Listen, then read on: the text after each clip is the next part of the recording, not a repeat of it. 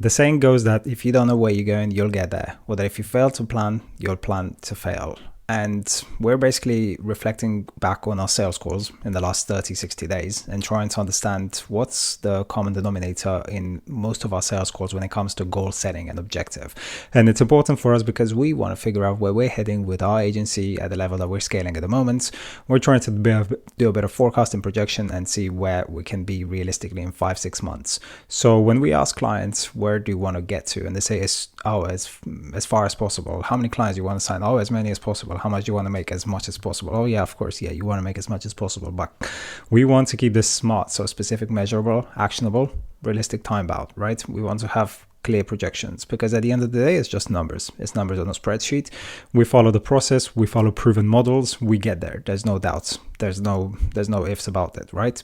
And so because of that, we think about where we are right now, the model that we follow, and we look at the industry leaders as well. We look at who we want to model because initially you want to imitate before you innovate, right? You want to try and follow something that's already proven, something that's already got proof of market concept, market fit, a model of reality that basically you can trust because it's been done. Someone's been walking that walk. They're doing it right now.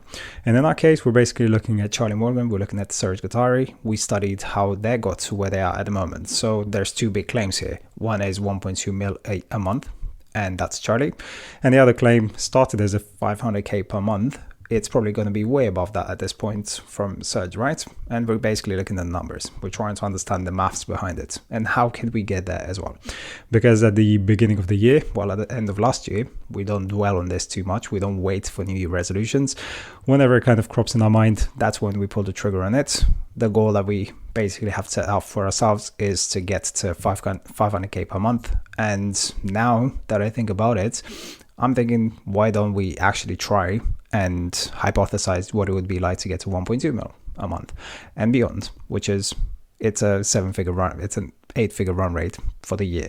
And so where we are right now, we have a flagship client acquisition infrastructure selling product, a productized service. We've started playing with the cost. We've started playing with how we can get our conversion rate up, how we can scale this thing rapidly. And let's say we're taking a benchmark of scaling currently about 10 new clients per month. We're spending about 3K in ads, so we're doing pretty great. All of our clients come from ads, from cold ads right now, as we are also building our brand organic. Now, we are wanting to look at the projections and understand what this kind of puts us on track for. And most importantly, how can we do that from a model standpoint? And the reason for that is because this is basically answering the question of this the main question of this video, which is why and who are we looking to hire next? And right now we're in the process of hiring a CSM, a client success manager. And the reason for that is because fulfillment is a bit of a bottleneck. And we anticipate that it's going to continue being a bottleneck if we don't do something about it. So let's take two models in the info space, right? Charlie Morgan sells pure information. If you don't know him, look him up. I imagine you do since you're here watching me and listening to me. And his program is 12K. His program is 12K. It's a 6 months program. I suppose some of that will come in the form of installments. Some of it will be payments in full. But fundamentally, this is a coaching program. It's pure information. It's done by you. And the only thing that kind of tethers on done with you is the actual coaching, which is weekly, daily with Charlie. Maybe he has an assistant. I'm not entirely sure. I'm not in the program. Now that thing can scale quite explosively with zero cost of replication, which is great. What that means is you can have 10 or you can have 100 clients on your system. You're not going to be putting 10 times as much work to fulfill all of them because you're essentially just giving them access to a platform, and then you're just sitting there to, take their questions, the questions that they're asking when they show up in the sales call, in the coaching calls on a weekly basis, daily basis, whichever. Now, the difference between that and what Serge is doing is that Serge is a bit more done with you. It's a infrastructure building system where some of it is supposedly done for you. So it's not just here's your course, here's your program, take it and run away with it. It's got a bit of accountability. There's a client success manager, which is one person that jumps on calls with you every week, every 2 weeks, keeps keeps track of your progress, make sure that you're on track, kind of tailors the program to your needs when you first on board. There is a series of specialists that are there to host these weekly coaching calls as well. So in that regard, it's actually not that different.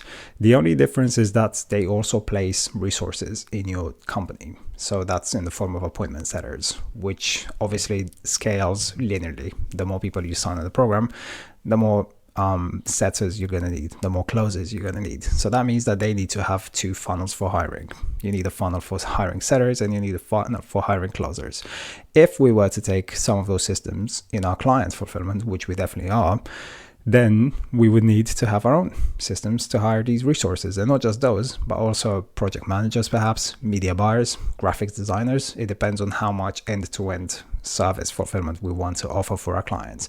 And I'm going to get to that in a second. But essentially, if we're going to get 15% of our clients' upside lift in revenue, then we're going to need to ensure that that's actually happening. And the success rate with info products is typically around 10%, or we're going to assume it as 10% based on all the programs that I've been in the last 3-4 years that I've had direct access to and the ones that I've actually purchased myself. The success rate is generally sitting at around 10%. So that means that you're only going to be able to do to achieve your promise to your clients in the exact capacity that you promised it at about 1 in 10. So let's look at Serge's program. The promise is 10x your rev. Stop being a commodity, stop charging low ticket, making 10, 20K per month, get yourself to 100, 200K per month. That is the promise. How? By selling infrastructure. Charlie's promise is 10 clients guaranteed in 6 months. And there's absolutely no incentive to fulfill on that because he's on a retainer, right? He's on a flat one-off. But with Surge, this is where things get interesting because you are actually invested, incentivized to get your students to perform. Because if you do, then your figures, your bottom line is going to look very dramatically different.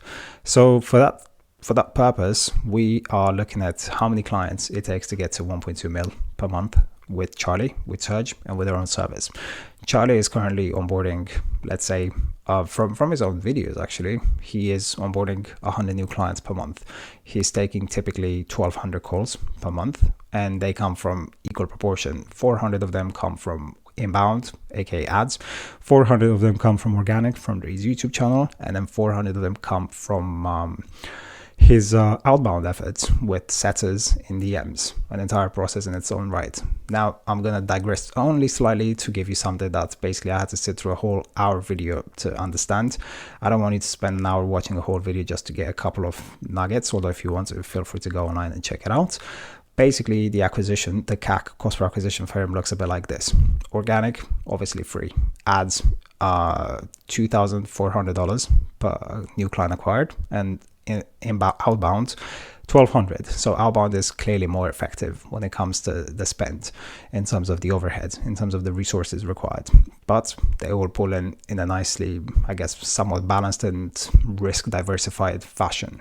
Surge, on the other side, claims that he's only spending, 5-7K in ads to return 500K, and that makes sense. Now, when you think and hear these numbers, don't think that just happens once overnight. This is a compound effect. Think about the rate of recruiting and hiring, not recruiting, rather signing, onboarding new clients at, let's assume, a rate of 50 new clients per month, right? That's realistic given that most of his stuff actually comes from outbound, not from ads, not at the moment at least. To get to the 500K per month, most of his current sign-up rate comes from outbound efforts and from his YouTube channel as well, of course.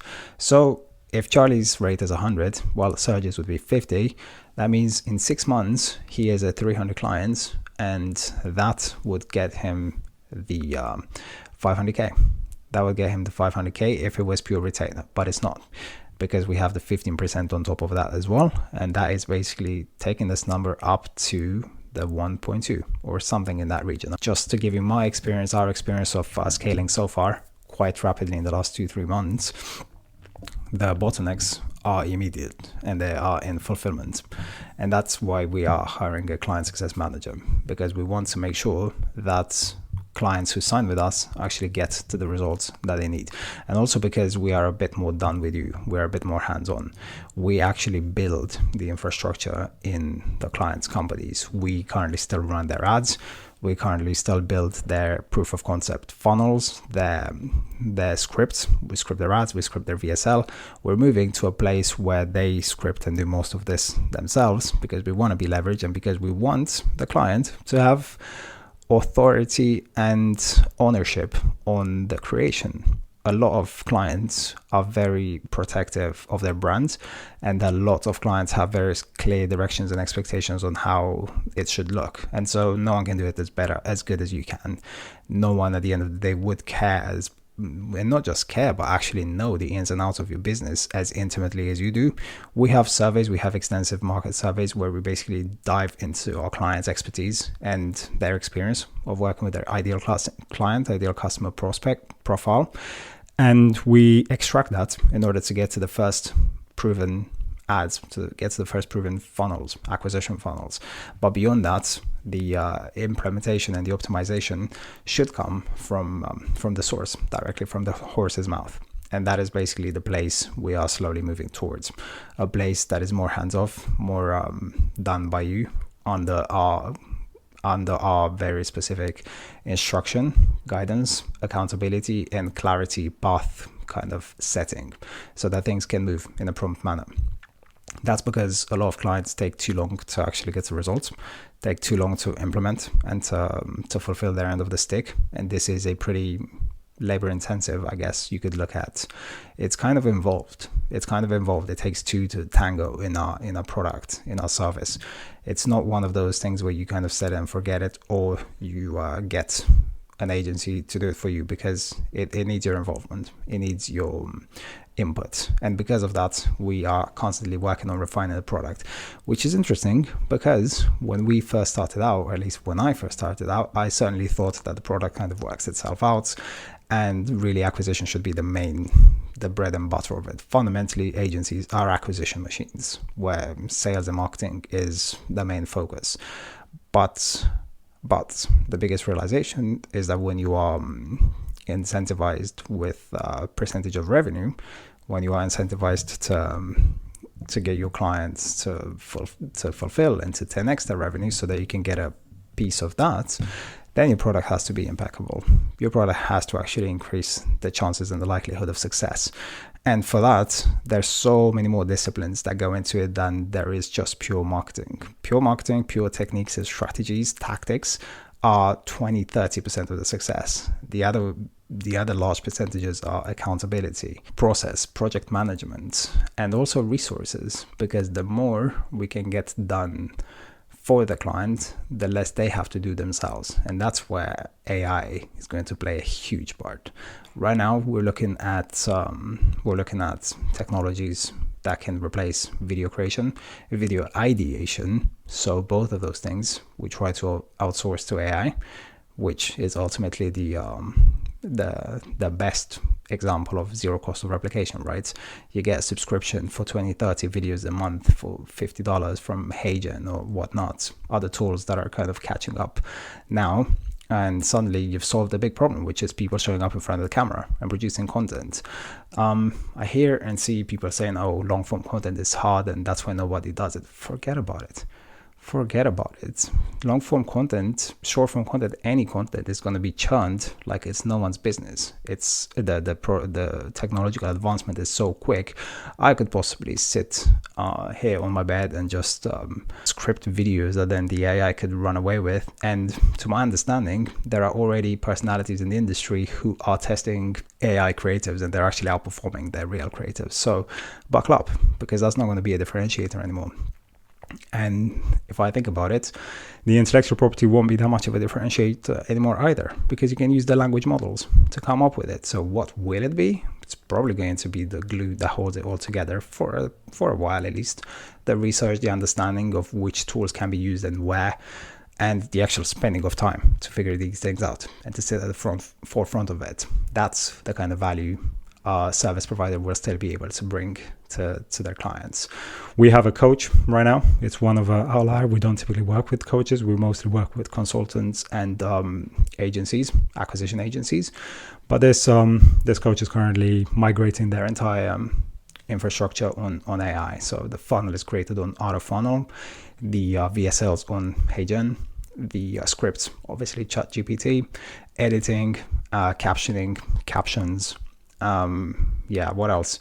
11 studios, something like that for voice text to voice generation for audiobooks. Virtually everything can be created in a very rough early stages proof of concept with AI, and that's good news for those who actually sit at the forefront of these things, study them and innovate along with them and adapt. Now, in terms of numbers and in terms of why we think actually a involved model where we maximize the average order value of a customer as opposed to scaling horizontally, which is what Charlie does purely at the moment, unless he decides to start taking a percentage of the uplift in the client's business, then I think Serge's model is going to stick and is going to be more valuable in the long run, which is, well, this model is basically minimizing the number of clients that you need to work with in order to maximize your revenue, right? And there's a big immediate problem with not doing this, which is the total addressable market. When you're looking at sort of how big your market is, you shouldn't really think about that far, because you should kind of only focus on the thing that's in front of you, 6 inches in front of your nose. And this might give a bit too broad a perspective, too much look ahead. It might be daunting for some, it might be overwhelming for others. Maybe don't worry about that too much. But what you can definitely consider from the outset is the fulfillment, because at 200, 300 clients, it really freaking breaks.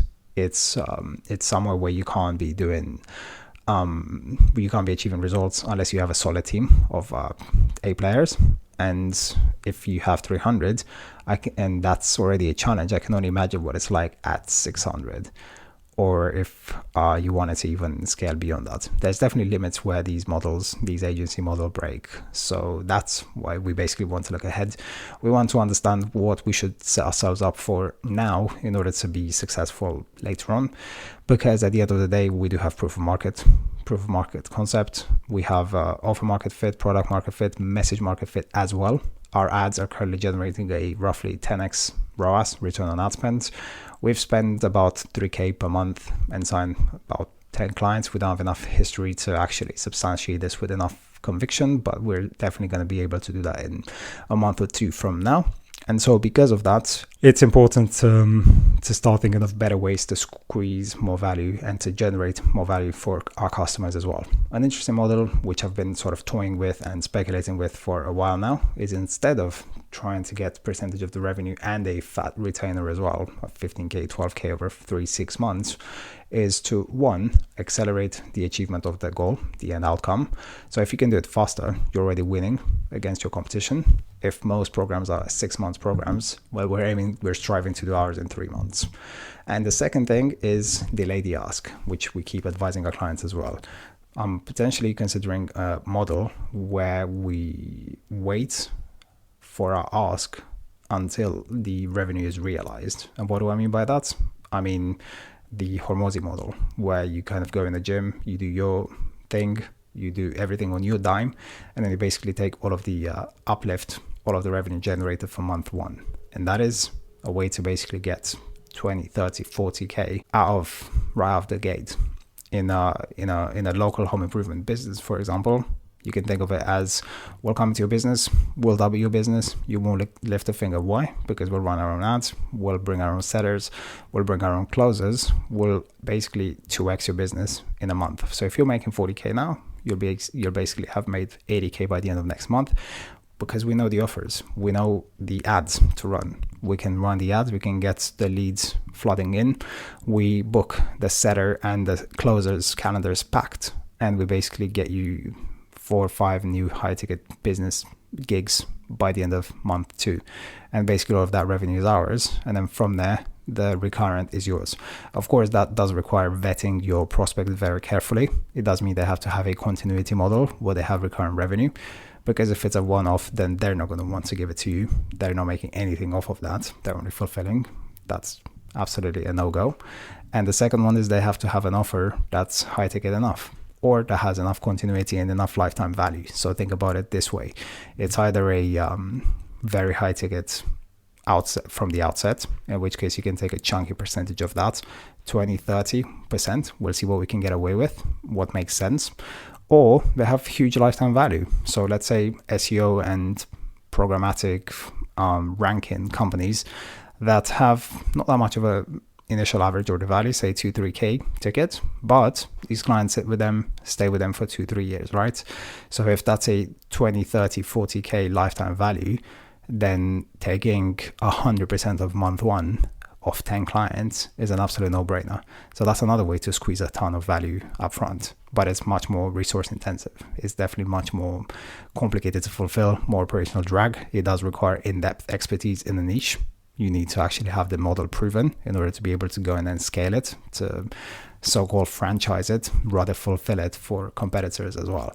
So that's basically it. These are the rants around models and around planning where to head. We are actively looking at these things when we have the time. I know when you're in the weeds, you don't really have the time, the bandwidth to even think about these things.